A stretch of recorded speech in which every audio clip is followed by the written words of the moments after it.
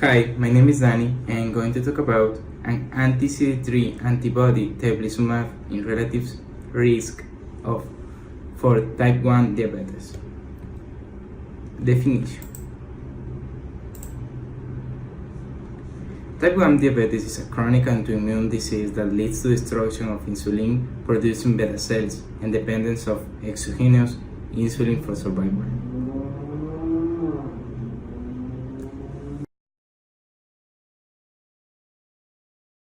Diabetes refers to a group of conditions characterized by a high level of blood glucose, commonly referred to as blood sugar. Too much sugar in the blood can cause serious, sometimes life-threatening health problems. There are two types of chronic diabetic conditions: type 1 diabetes and type 2 diabetes. Pregnant women may acquire a transient form of the disease called gestational diabetes, which usually resolves after the birth of the baby. Prediabetes is when the blood sugar level is at the borderline.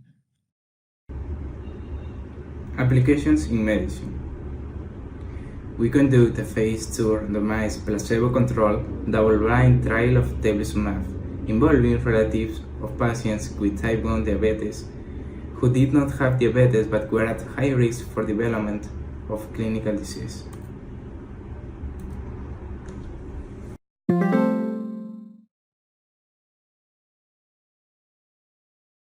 Type 1 diabetes is a condition in which the pancreas produces little or no insulin. Insulin is a hormone that helps your body use blood sugar, known as glucose, for energy. Your body takes the food you eat and breaks down fat, protein, and carbohydrates for energy. While your body is digesting the food, the carbohydrates are broken down into glucose. The glucose is then absorbed into the bloodstream, where it is carried to cells throughout your body. Insulin helps your cells absorb the glucose in your blood, allowing it to be used as energy. A healthy pancreas releases a regular supply of insulin into your bloodstream. After you eat, your blood glucose levels rise, and your pancreas responds by releasing more insulin to move the glucose into your cells.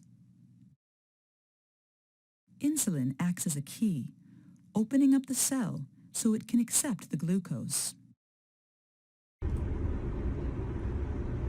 Pros and cons. Pros. The percentage of participants with progression to clinical type 1 diabetes in the overall trial population was greater in the first year after trial entry. Cons. Anti-CD3 monoclonal antibody treatment has been associated with Epstein-Barr virus reactivation.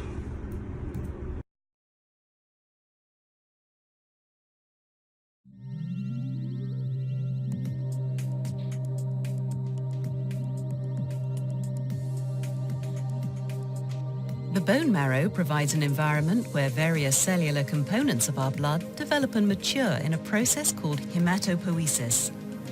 Hematopoiesis starts to occur when stem cells start to change and acquire different properties as they differentiate.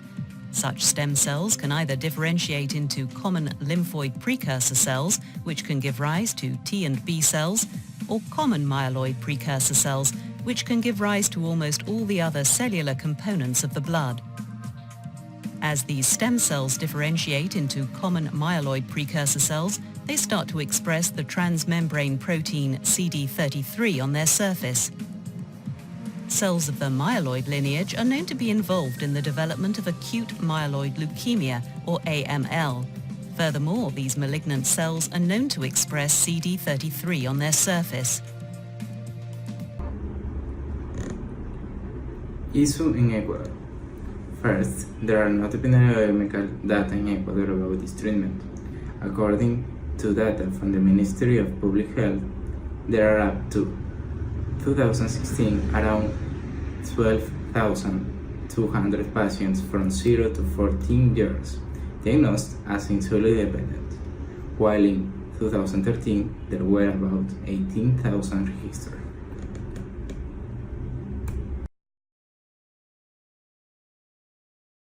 Type 1 diabetes, high blood sugar at school. Everyone with type 1 diabetes has high blood sugar from time to time. That means their blood sugar is higher than the target range, usually 4 to 10 for school-aged children. High blood sugar is also called hyperglycemia. It's usually caused by not taking enough insulin, eating extra food without taking extra insulin, or decreased physical activity without adjusting insulin. Illness, stress, or excitement can also cause blood sugar to rise, and sometimes there is no obvious explanation.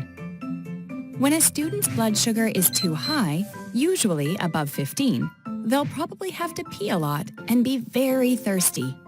If you notice these symptoms in a student who doesn't have diabetes, let their parents know right away, because these could be signs of undiagnosed diabetes.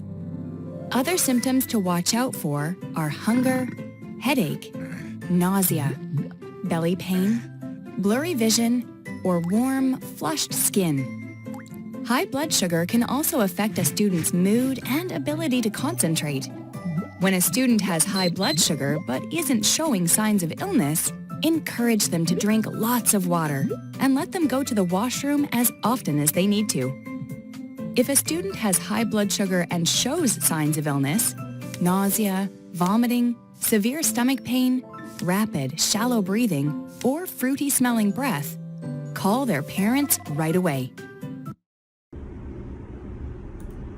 Conclusion.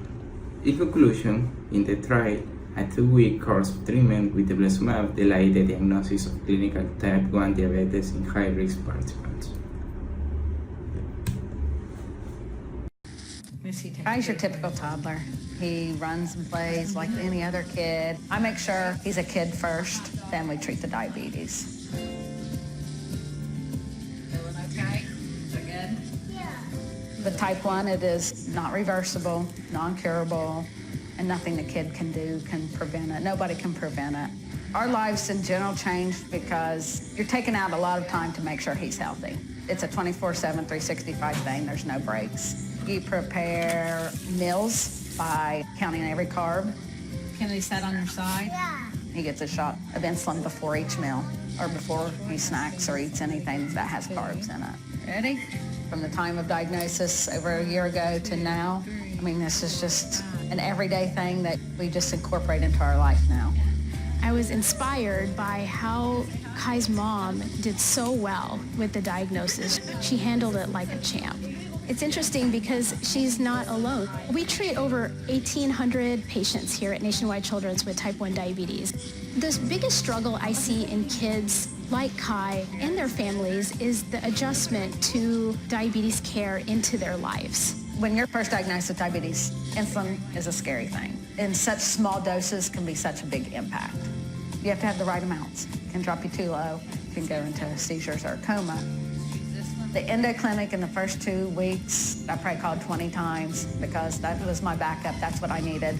Diabetes care in children is even more challenging than adults because they grow, they do different activities, they're eating different kinds of food, different amounts of food.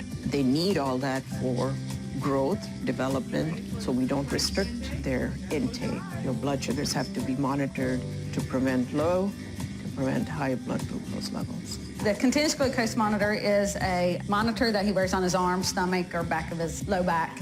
That monitors his blood sugar every 5 minutes. Has alarm set, so if he starts trending below 70 or above 300, my alarm on my phone goes off and I can treat that. Whether I'm with him or not with him, he has to be monitored. So any caregiver had to be trained. You're trusting the caregiver with your kid's life and monitoring their symptoms. What's the outcome I want? That I'm showing him how important his care of diabetes is.